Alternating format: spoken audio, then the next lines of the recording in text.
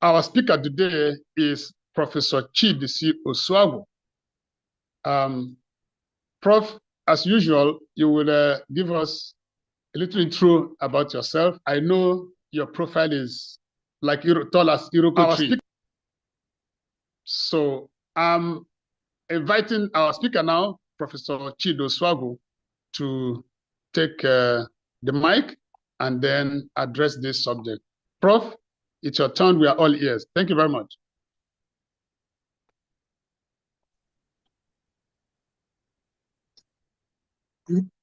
Greetings, everybody from around the world.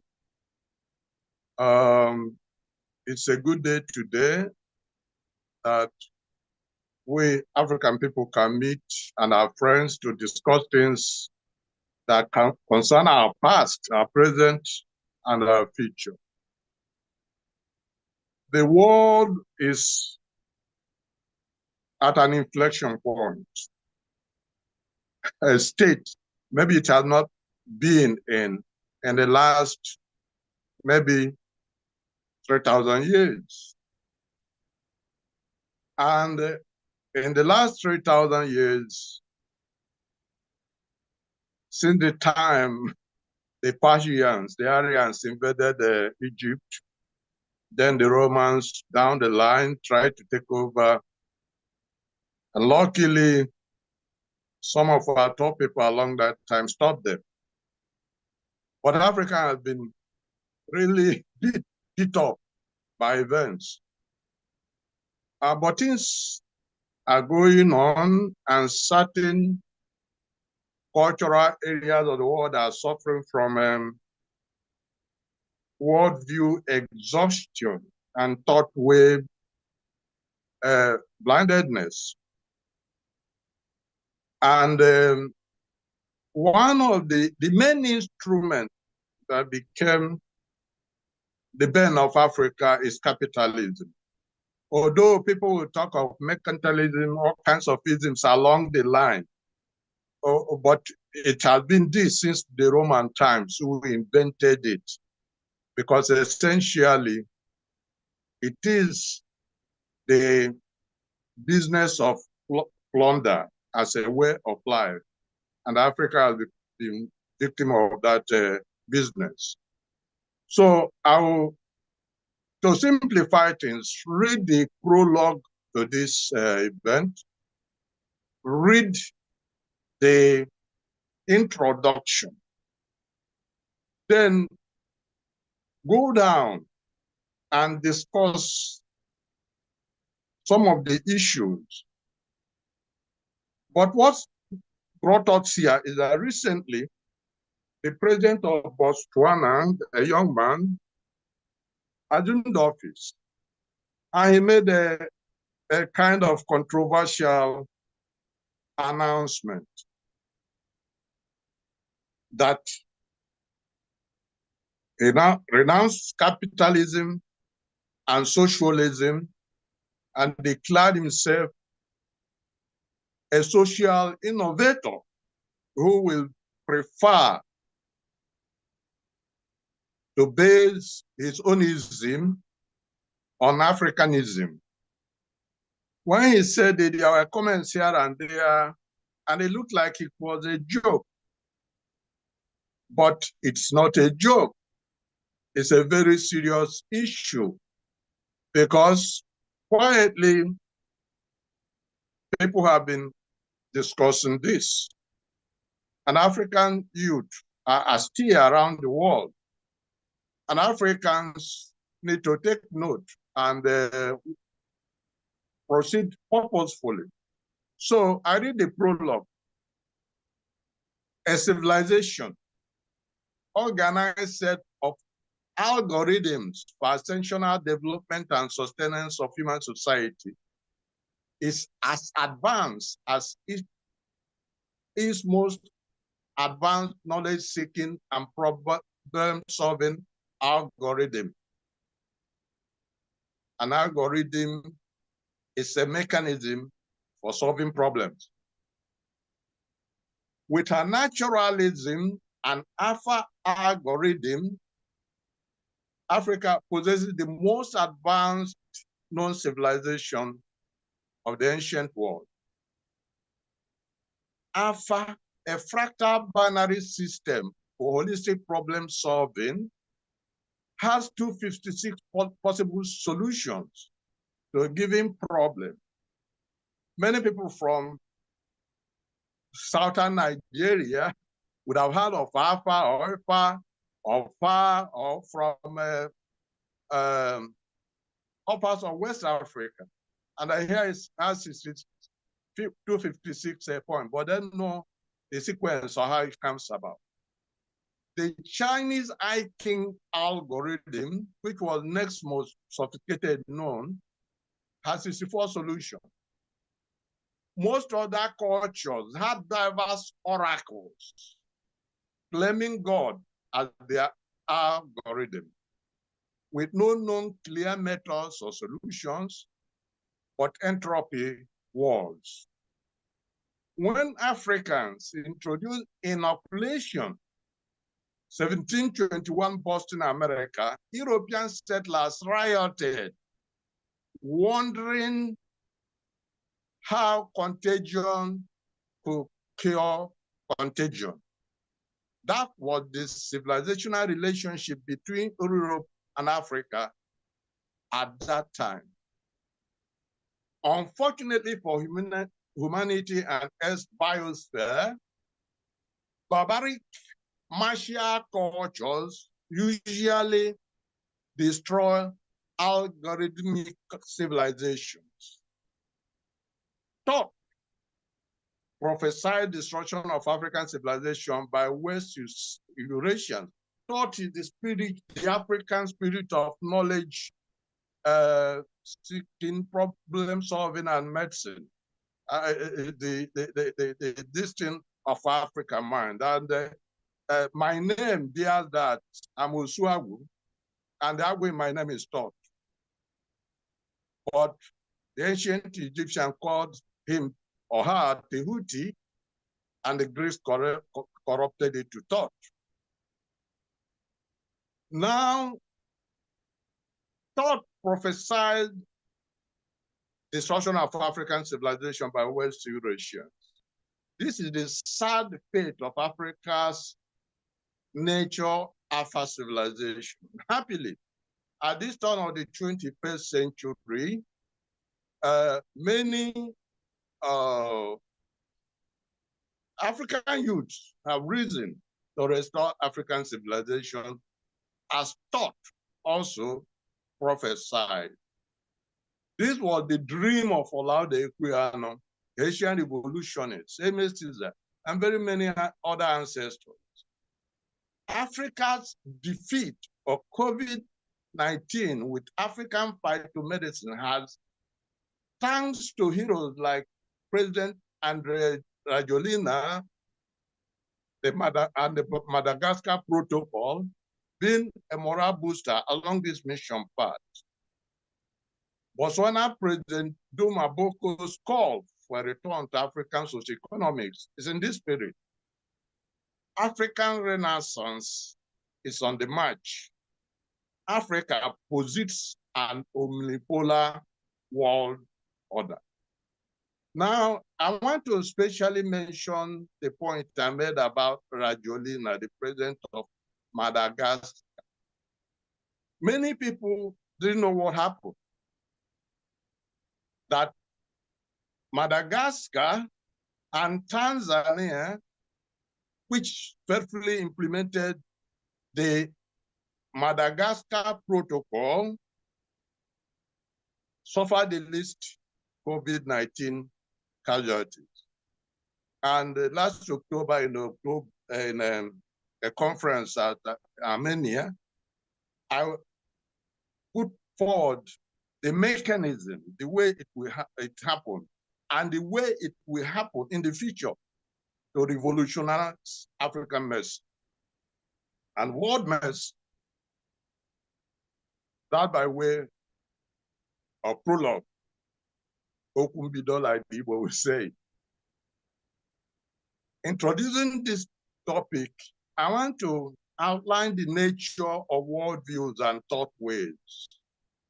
A people's archetype is their model of cosmos construction by God's nature and design, modeling world construction by humans. So human beings conceive the world to be structured in a particular way. And when they want to construct on that world, they presume that their idea of how it's structured. And that way they think the world is structured and organized in their worldview or cosmology. Izu, an Igbo word for holistic system, is the African archetype and models wisdom in the African cosmos. There's a picture with a colon or somewhere. I wish that can come up now, and people can see the shape of the African archetype. Well, let me go ahead. The people's divination and logarithm, which is their ultimate knowledge-seeking and problem-solving protocol, is a fair indicator of the level of the advancement of civilization.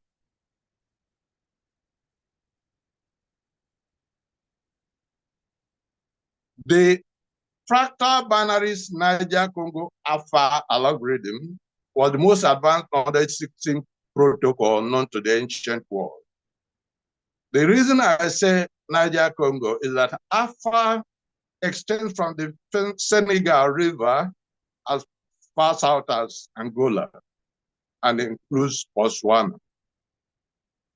Alpha epistem states that for any real problem confronting humans, there are 256 possible solutions. The Chinese Akin that is next arrived at 64 solutions.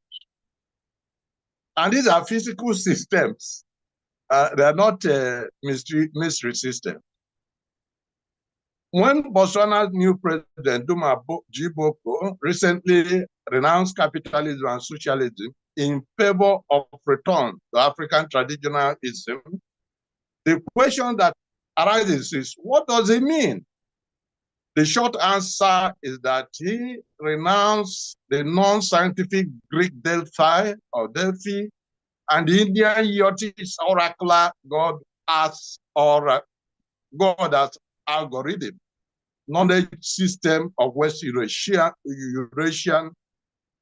and the socioeconomic doctrines degenerated. Most of the problems you have in the world today, the war here, come from West Eurasia.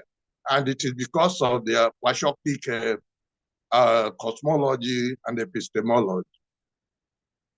So he did this in favor of Diotola, the Sheswana term for Afa knowledge system, and Boto sociology that inherit therefrom.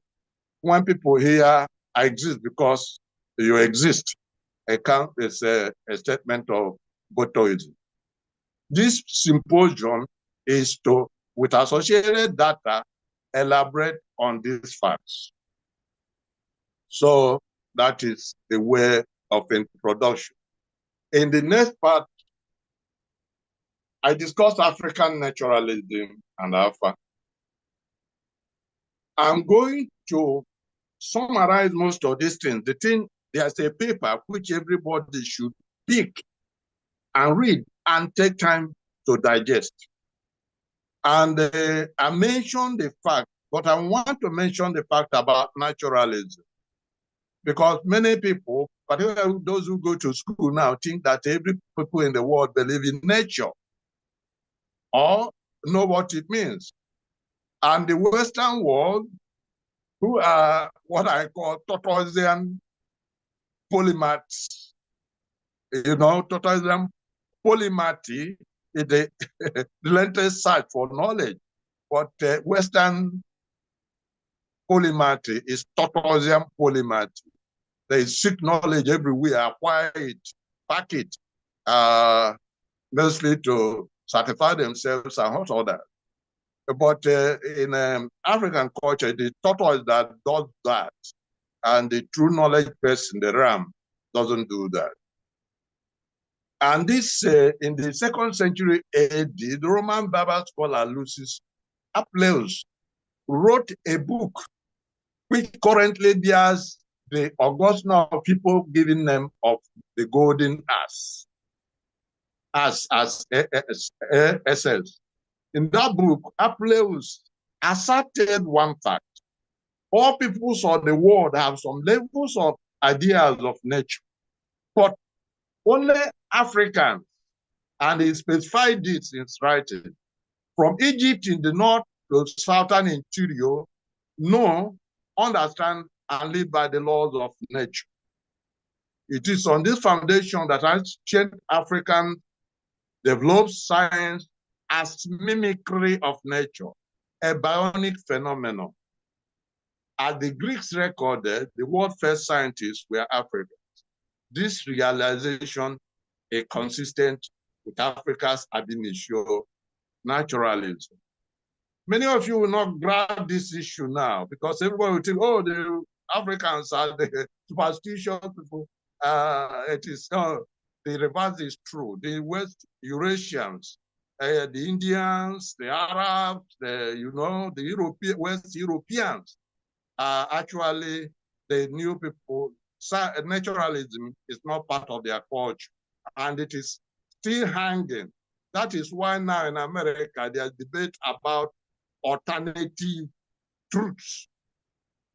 Truth has to be true within the Afa system. Now, the paper discussed this Afa algorithm and what it means, and points out that actually beings are graded by the ancient Africans. Many people talk this thing without knowing the framework, and they hear certain things. Like among the Igbo, there is a saying, "Anabamba cherozo."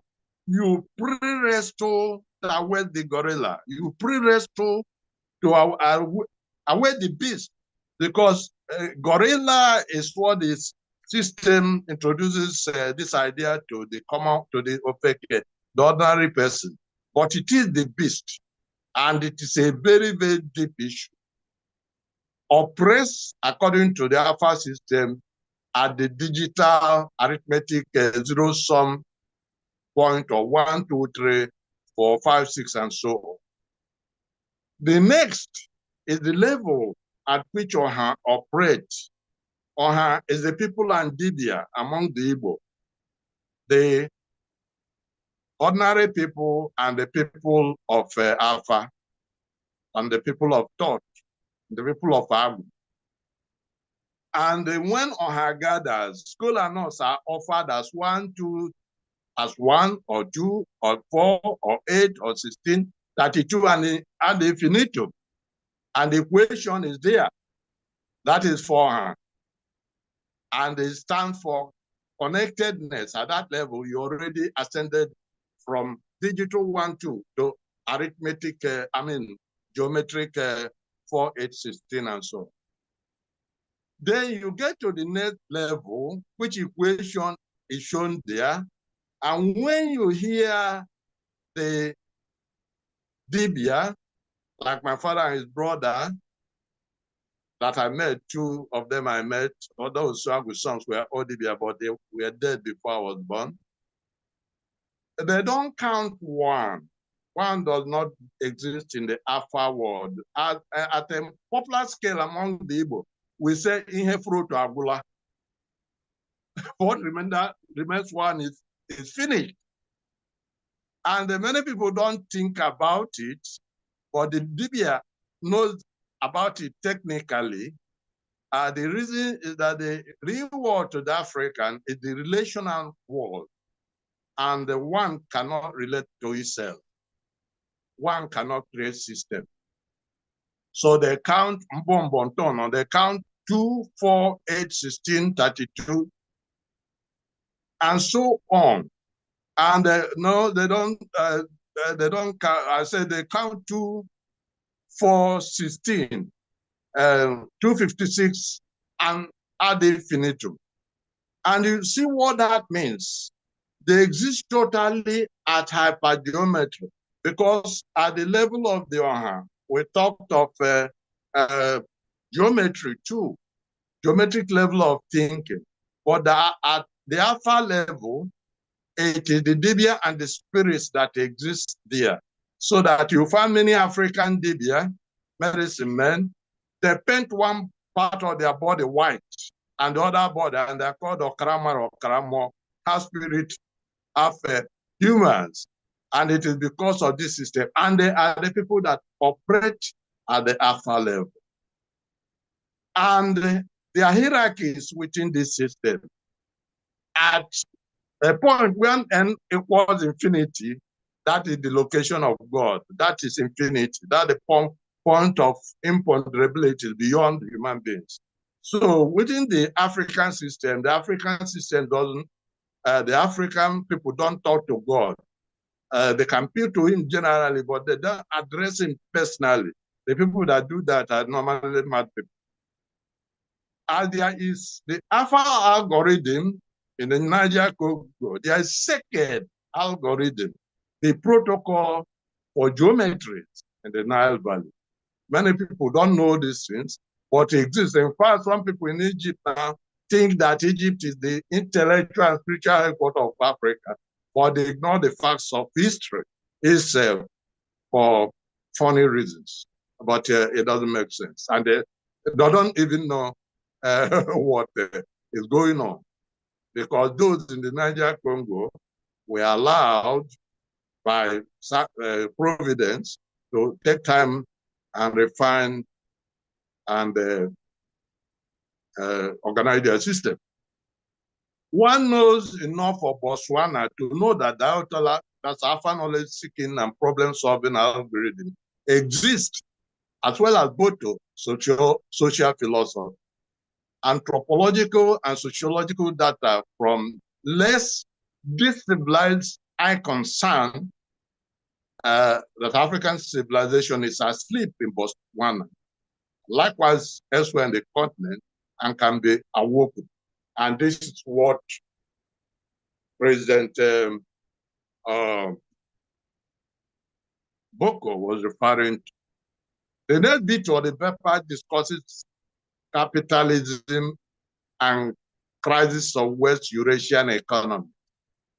When you go through it, you will see it makes one key point, what capitalism means. And I gave the example of when the Hebrew were leaving Egypt. Moses asked the Hebrew to plunder their neighbors, to borrow their jewelry and so on, and just left with it. When the Pharaoh started chasing them, people said the Pharaoh chased them. And they took with it. Why did they do that? That is actually the value system of West Eurasians. They can plunder by guile. Now, the second part is also the military aspect. Like when Cambyses II sent soldiers to go and capture the wealth of Egypt. The Afa people in Egypt, the Tot people specifically, were then around, and they knew what to do. And what happened to 50,000 troops? They disappeared in a sandstorm, and nobody has accounted for them till today. And scientists are still searching for them. But eventually, they ended up destroying Egypt. And the Romans took over from there and have continued. Now, combined plunder by guile and plunder by arms, and that is capitalism. Any other mercantilism, all this nonsense is nonsense. And people teach nonsensology and write books on commentaries on nonsensology, filling the world with nonsense. So naturalist decision-making, democracy, is part of the African system. So you would have of Africa a consensualism. And if you come from a really African village or from among the sand or the Igbo village where I live, it is purely consensual. You can't impose your will on the people. And it's based on the structure of the society itself, which is binary, fractal binaries.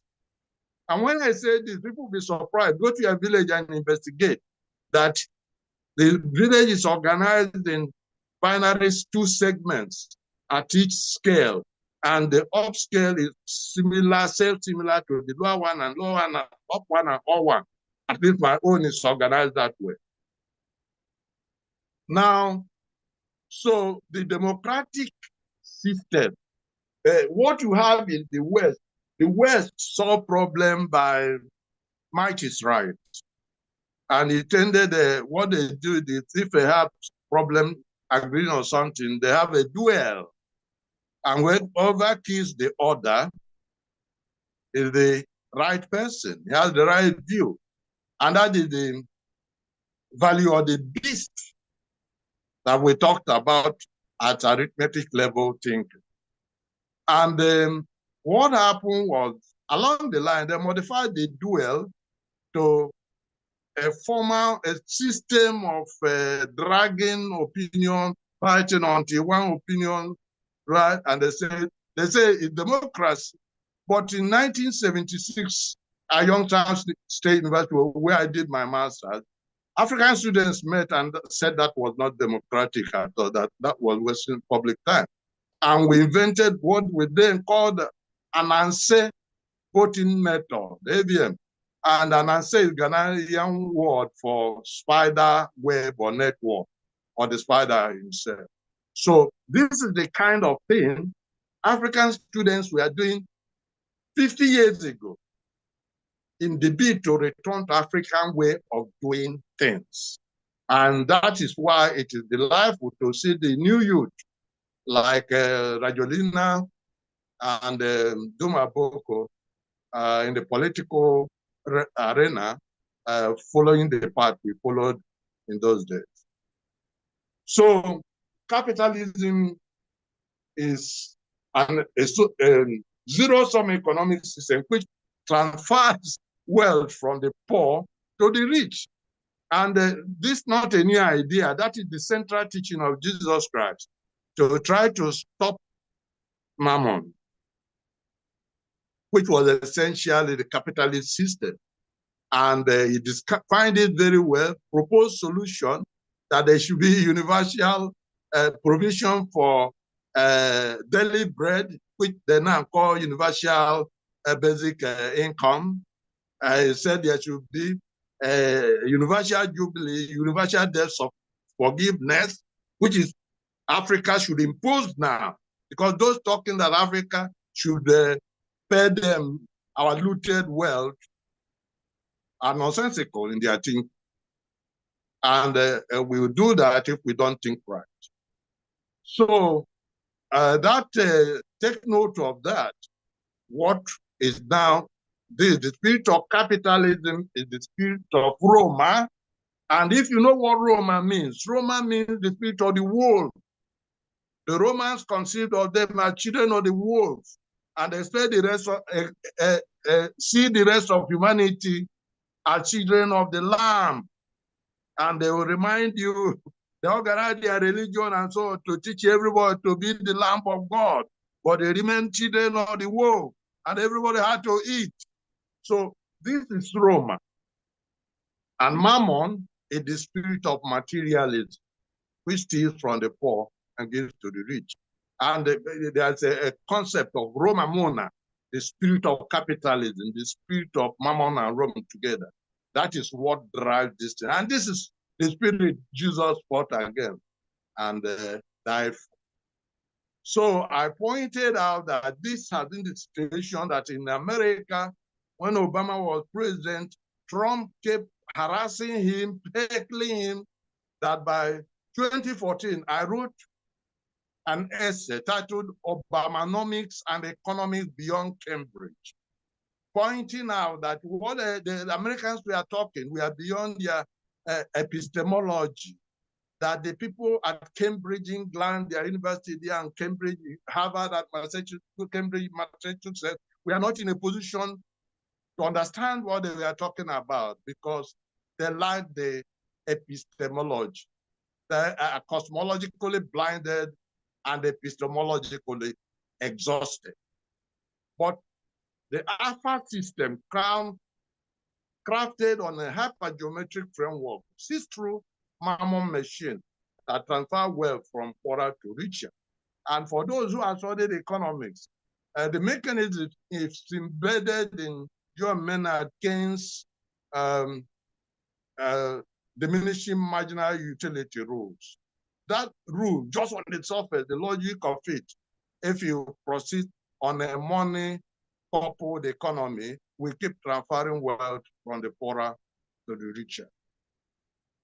Now, when this process was going on all these years, the society kept trying to do at a stage, a group of Europeans called socialists now try to find a mechanism to solve this inherent problem of capitalism. And of course, to solve a problem, you have to understand it.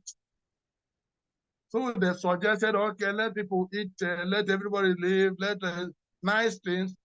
But fact is that you have to know the fundamentals before you can deal with the deviation. They didn't know this.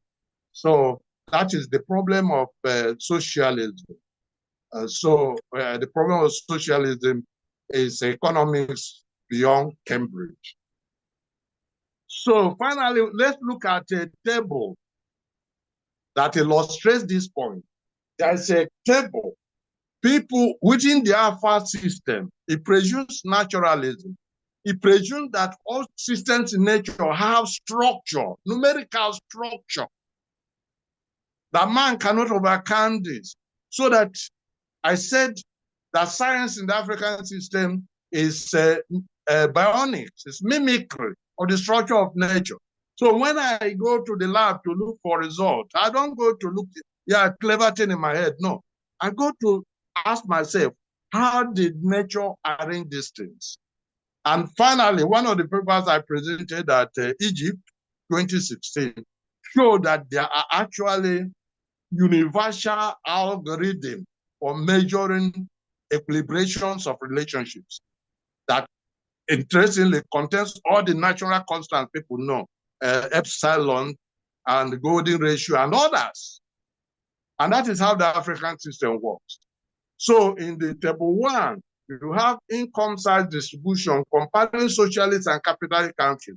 And what I did was to the country that consider socialist, Scandinavian countries, I went and got their income of all those Sweden, Norway, Finland, and all those, and averaged it from 1970 to 2000, and found a common ratio, simple ratio for it. And it gave me 2, 3, 4, 4 again, and 5. And as a approximation, it's an equation of n+1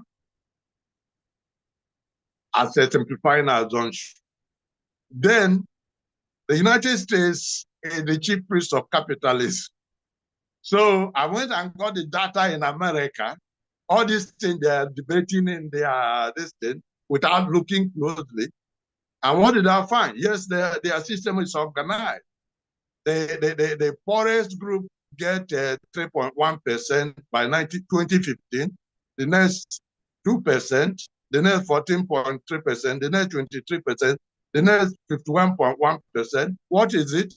It is in the ratio of 2, 5, 9, 15, and 33. Yeah, it's allowed. You see 4 of them. The equation 2 to power n minus 1 plus 1 explains it in a straightforward way. And you see the problem in America is that between 2 and 5, there should be 3. And there's a hole there, Mammon hole, which shows the transfer of wealth from the poorer to the richer, pushing them underground while putting the other people up. So otherwise you see number 2, number 3, 9, 2, 3, 2, 5, 9, and at the last one you have precisely 33. So these numbers are not random. They are natural. They are structured into the system. And within Africa, and we find South Africa, which talks all kinds of bullshit about their economic system. They didn't know. They think God gave them rights to steal from others. And so, but look at their data for 2014. The ratio is 3. The ratio of the South Africans is 3, 2, 2, 5, 9, 17, and 68. And it is 68 simply because if you add the whole, it will not add to 100. So the extra has to be added somewhere and is added to the rich people. And you find a hole where 3 should be, and you find a hole where 33 should be. And that is apartheid. There are 3 nations, 3 communities, separate communities, separated by mammon holes in South Africa. It is not something to go and big nonsense about. Then you look at the rest of the world, which nobody is minding, and it is 2, 3, 5, 18 instead of 17. Then you have 173, so that you will find out that it's off the roof and the equation organizing is there. Finally, you now go to what Coco is talking about and look at Botswana. It turned out in my work, being a naturalist, I knew that those populations that are not tied to money economy and have retained their naturalist philosophy and so on in Africa would carry whatever is ideal distribution framework. And I had developed and I solved this problem. I knew what it is. But when I now got the data of the Ekonsan in Botswana and the Hadza in Tanzania, I got just what I was looking for. I knew they would be there and they were there. And what does it mean?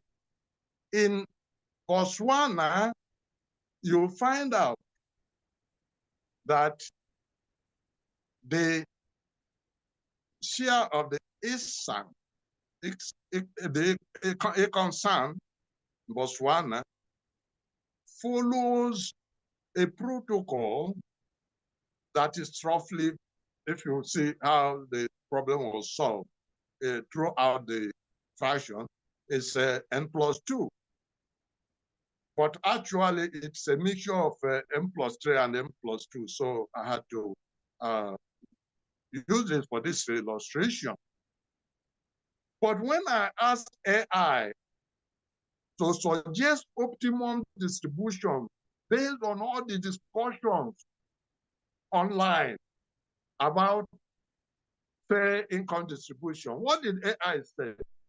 This week I got this data. He said for the 5-20% groups in the population, that's how economies share wealth. They share it in 20% called quintile. It aggregates this thing and allows easy calculation. The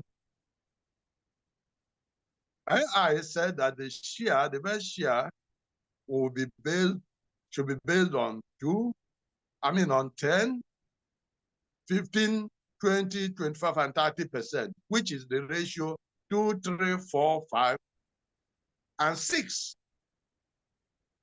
which is N+1. That's what it said.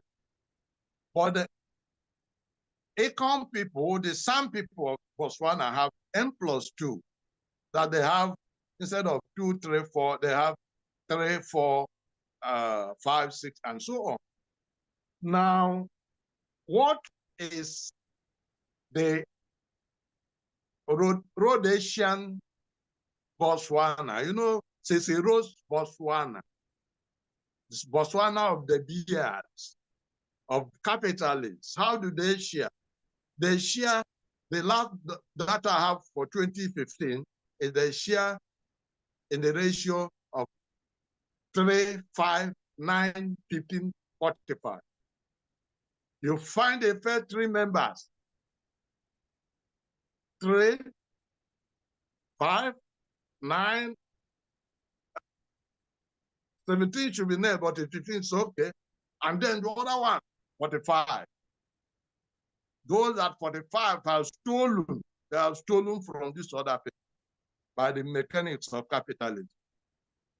Because even AI was intelligent enough that to point out that distributions should be based on the consideration of incentive to produce and survival equity. But finally, on that table, you have the Hadza of Tanzania, which met exactly the theoretical distribution I have worked out years and years ago. And it is in the ratio of 4, 5, 6, 7, 8, N+3. That's what it is. That is when Duma Boko was talking. This is what he's talking about. He wasn't talking this thing.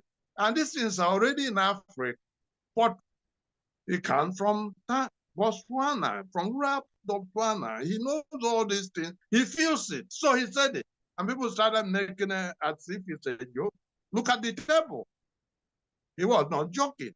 And this is what Africa should listen to and go. So you see the rest of the paper discusses some of the social system, like the Igbo Erima system, where I have a book here, titled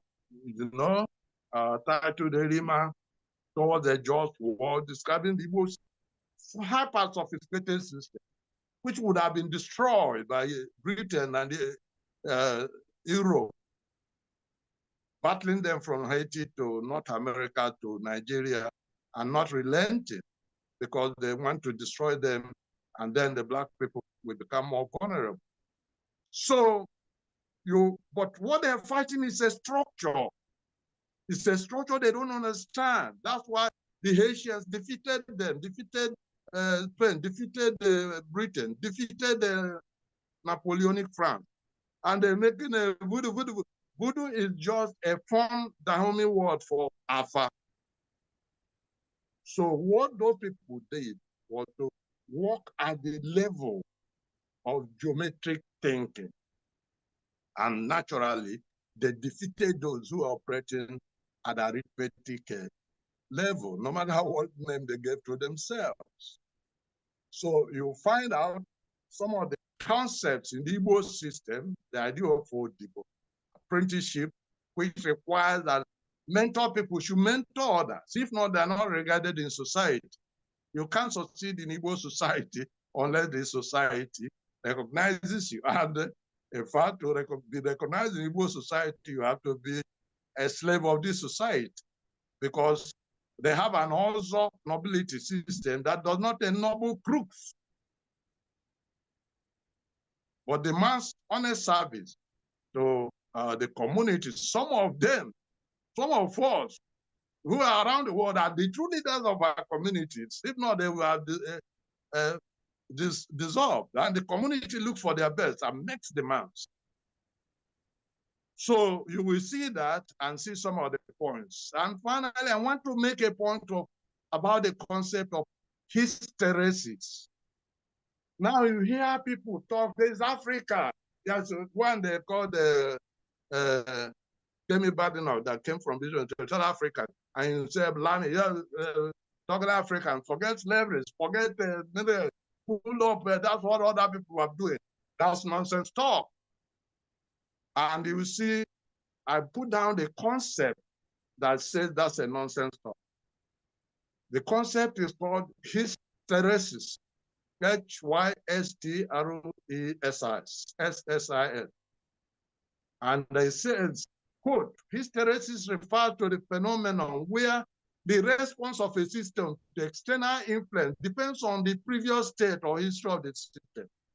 In other words, the system behavior is part dependent and it can exhibit different responses to the same stimulus depending on how it got to its present state. So to say Africa, you can't talk of slavery, where the slave is holding all the wealth generated by slavery, and the slave descendant is empty-handed. It's nonsensical. It doesn't agree with the hysteresis fact of life. So take closer at it, because Simon Kapwepwe, the late vice president of Zambia, has warned Africa of the danger of looking at loot recyclers, those who loot Africa, coming back to as investors in Africa. Simon Kapwepwe warned about it. And Professor Pielo Lumumba have been mentioning that. But people should take serious issue, because in the system of capitalism, it recycles and amplifies advantage. Conclusion, finally,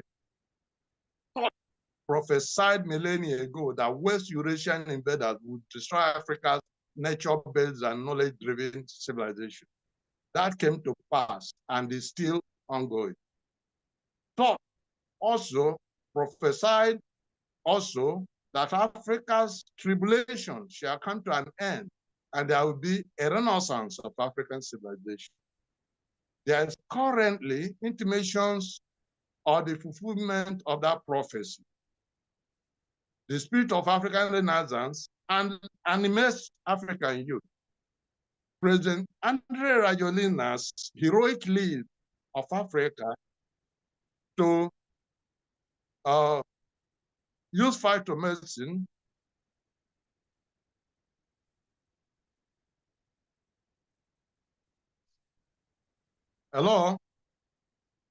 to use phytomedicine to fight COVID is an example of that.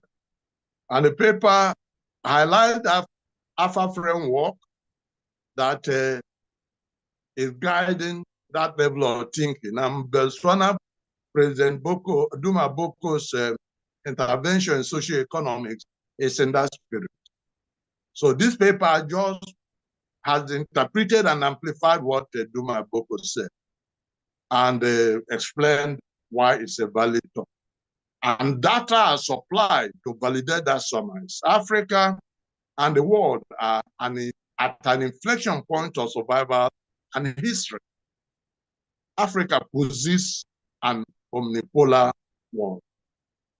Thank you very much for listening. And the young people should take this up, and wherever you are, go read and read and read. Thank you. Thank you very much for this treatise of this complicated subject. While you were expounding on this subject, I kept going highs and lows. But then in the middle, I found some simple connecting points, because each time you mentioned the things that we're familiar with, the kola nut, the spider, those are the moments I came to the middle and then reconnected to all the seemingly complicated aspects of this subject. Thank you very much for making the effort to bring these things down to our level, and then relating to what happens to our community, in our communities, and then relating back to ancient times, and then weaving everything together. Thank you very much. We appreciate the time you've taken to put this together for us to make sense of what is happening in Botswana. So we thank you very much. You're welcome. For all of us, yes, it may not have come that way. So we're going to open the floor now for questions that will help to clarify further, shed light further on this subject. So, ladies and gentlemen that have connected to this event, we thank you very much. Okay, how many are we now? 19. At the point we are 30 or more, it's not easy finding a common time zone that would bring everybody together. There are those in the diaspora, 5 hours different, time zone difference, 8 hours and all of that. So all of you that found time to connect this afternoon here in Nigeria, we appreciate your effort. We thank you very much for finding time to be here. So it's time for questions now. Professor Osuagwu is here to provide. Okay. So, somebody is already. Somebody is raising up his hand. Charles Obi. Okay. Admin, please moderate. Please unlock him to unmute him to speak, please. Well, thank you very much. Thank you, Professor Chidi, for this presentation. I was particularly interested in your comments about the Obama policies that seemed to have been outside the mainstream because of the approach that he was trying to use. If you recall, Obama was accused of transferring the wealth of the rich to the poor, which some people interpreted as socialism. But it sounds like in your presentation here, that was not necessarily the case. It was a little bit above the heads of most people. I don't know if you can comment on that further. Then also the Afa theory that you mentioned that Botswana is practicing. If you can also elaborate a little bit on that. Thank you. And lastly, are we going to be able to get the slides of this presentation? Because as you were going on, I'm not sure. I don't know what was going. The slides were not moving along with your presentation, so we couldn't really see everything. I'm going to drop the slide in the laptop. Okay, thank you. Yeah. Okay. I think everybody will get the paper and don't really need the slide maybe.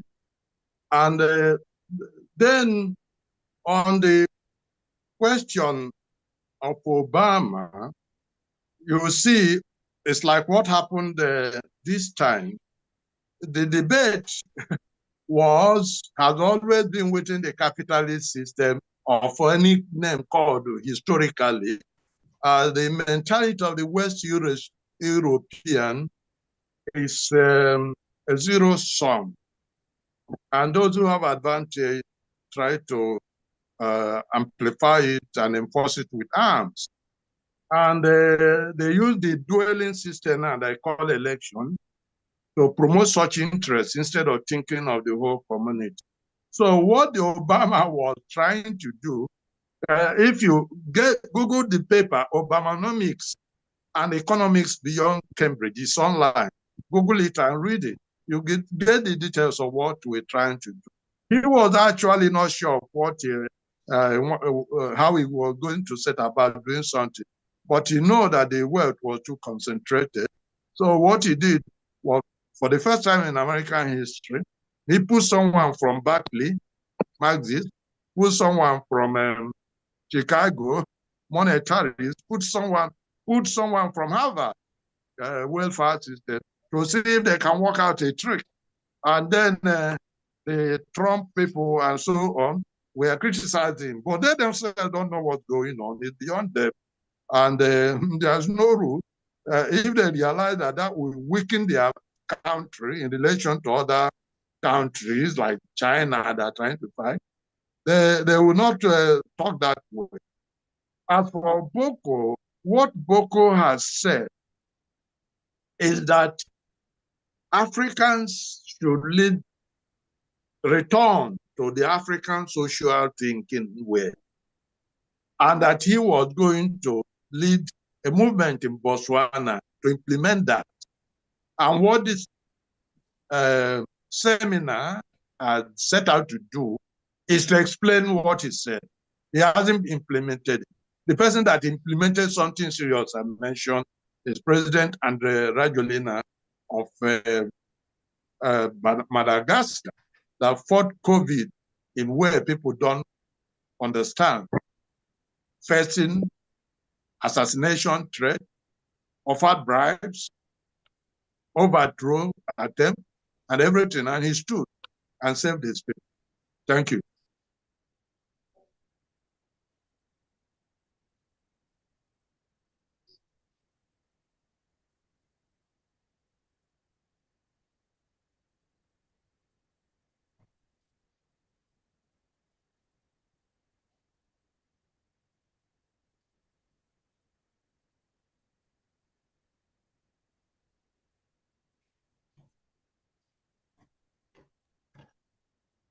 Dr. Mark, are you there? Dr. Mark, are you there? Okay. Any more questions? Otherwise, we will call it a day. Any more questions, please? For those remaining, any more questions? Okay, before we go, I need to announce that from next year, we are going to be having a quarterly webinar as a roundtable discussion. So be ready. We may have to pick 3 to 5 people to talk and discuss the topic. So watch out from next quarter, probably from February. Okay, somebody is raising up his hand. Nsikak, can you talk? Nsikak Akpabio. Okay, thank you so much, sir. All right. It's been quite very wonderful training there, very wonderful seminar. It's quite somehow a bit complex. Some of the things that are not taught in our schools, in our regular schools. So most of us, we are getting to learn about this for the first time. We all will agree that democracy is not really working, especially in Africa. There's no way in Africa that democracy is working. So there's need for us to come out with alternative solutions of governance that could likely work. But what we're really looking at, returning back to the African social system, we really need to expatiate more. We really need to throw more light on it, because from the look of things, the African, the social system, our cultural system is already corrupted. It's already corrupted. So my question is, how will we now revive? How will we now rediscover what has been corrupted? Because if we now even go back to the roots, to our grassroots, to our villages, we will see that what is being practiced now is far different from what our ancestors practiced. What is going on now is a corrupt form of it. So if we say, let's go back to the African social system, and we are going back to things that have been corrupted already, how would that be a solution? So that's by the way of my question. Okay. For you to solve a problem, you need to understand it. And part of this webinar is to let the young African, because Duma Boko raised the fundamental question which confused a lot of people. The seminar, when you read the paper, you will see that he raised a solid question, and the paper tried to explain what he said and the principle behind it. The people corrupted in Africa are actually those who are deep into West Eurasian worldview and thought ways, either through Islam, Christianity, or whatever way. But what the paper is saying is that go and understand the original Africa system. Like I said, that in Youngstown, Ohio, in '76, African students had to solve a problem. And what we solved to realize that the dueling system which Europeans have, they think is democratic, but it's not. But you see, they don't know otherwise. That's why they think it is democratic. A duel is not democratic. Whether by gun or by majority carry the vote, you are tearing the society. How can you create a society, organize a society by tearing it? Democrats and Republicans are poor in America, torn apart. And you see, it's democracy. It's a nonsensical concept. It's just they're looking for something better than they can do, but they don't know better. But what makes it ridiculous is they're trying to market what the nonsense they have to people who had better. And I'm saying Africans should beware. And that Duma Boko in Botswana is saying we can't go that way. Let us do what. But in Ohio, what the African students did was they create a matrix for weighted opinion integration. And once we did it, very simple method, everything worked like magic. So what you are thinking that is corrupted is not true. Ideas are pure by themselves. Corruption by all kinds of people are something else. So, but if you try to understand the idea, then you remove the corruption. Thank you. Okay. Any more question? Any more question or suggestion? Dr. Mark is back. The moderator, can you conclude? I was holding brief for you. Dr. Mark? Can I say something? Okay, Francis. All right. Francis, yeah, it's a interesting paper. I wish, Professor Chidi, I would like to have a copy of it. We'll send it, don't worry. Yeah, everybody will have a copy. Everybody will have a copy. It's just that I want to ask, when we present Africa and looking for a system, it appears to me we are presenting Africa as a homogeneous group, as though the cosmology is the same for everyone. I don't know. And again, what I want to point out is that is there actually any country practicing democracy in this world? What we have in contemporary times?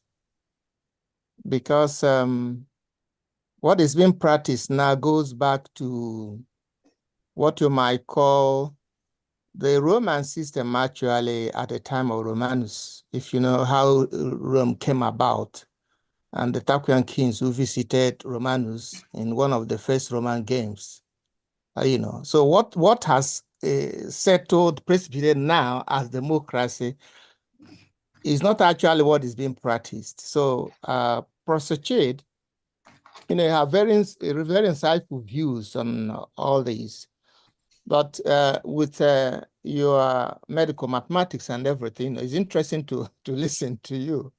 But if we are looking for a system in Africa, even you have denied the socialist system, yes, I think that concepts like covenant, if you look at African history and the families and the rest of how they come together, I think the word covenant with its, with rules and ethical standards that might emanate from it can offer us grounds for building what we might call egalitarian systems in some of African societies. Although I don't think that Africa seems to be a very homogeneous system. So I don't know whether I'm making any sense, Prof. Yes, you are making sense, but you note certain key concepts that are framework for my discussion. One is nature,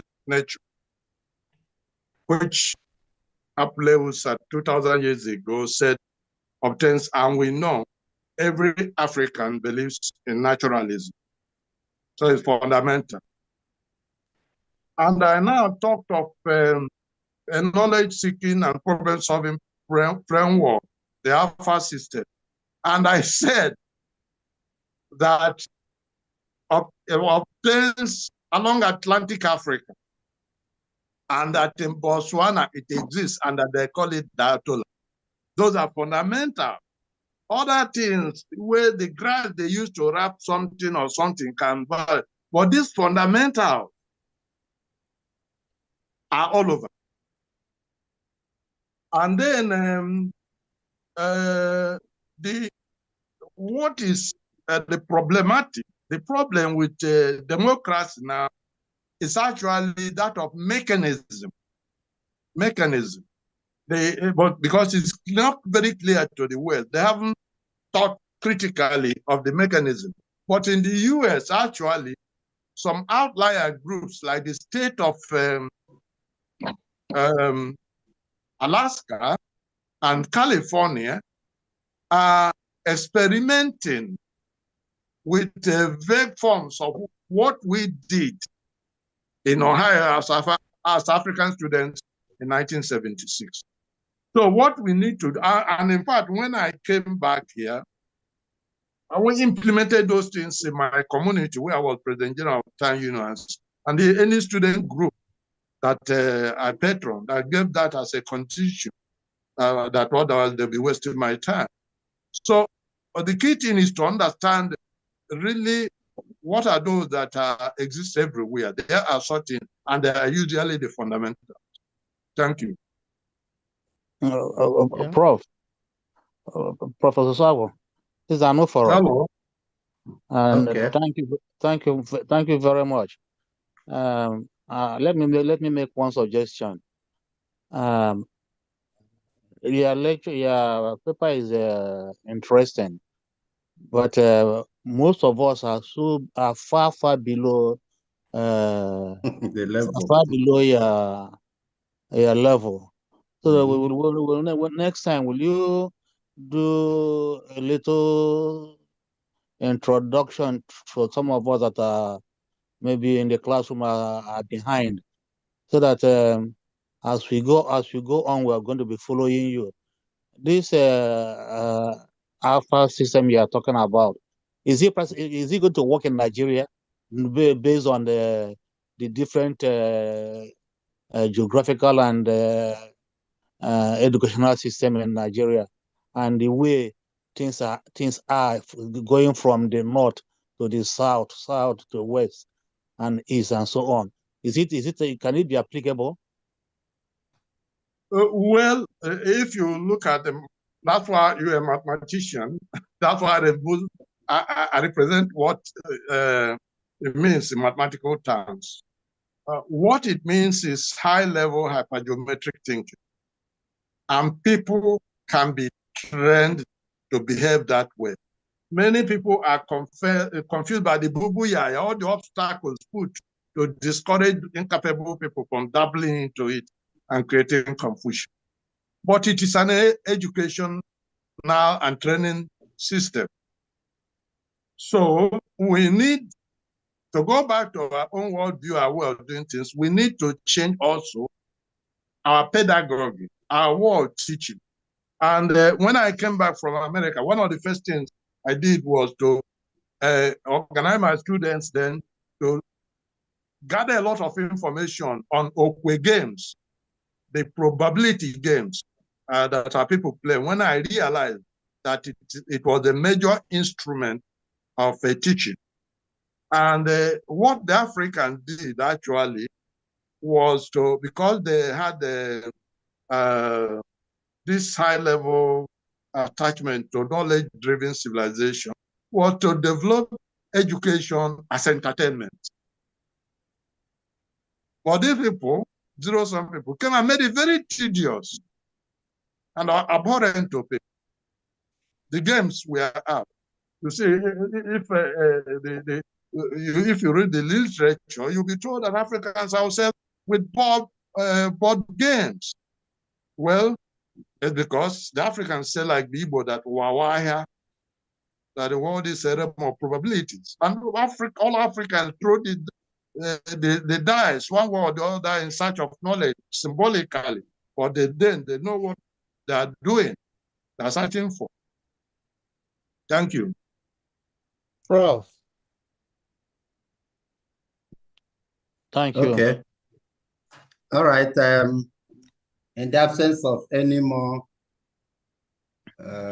concern, any more question, suggestion, I think we are going to end it here. It's been a wonderful time being with all of us. Yeah. Thank you very much and goodbye. Till we meet again. Thank you very, very much, next everybody. Thank And you. thanks for Bye. listening.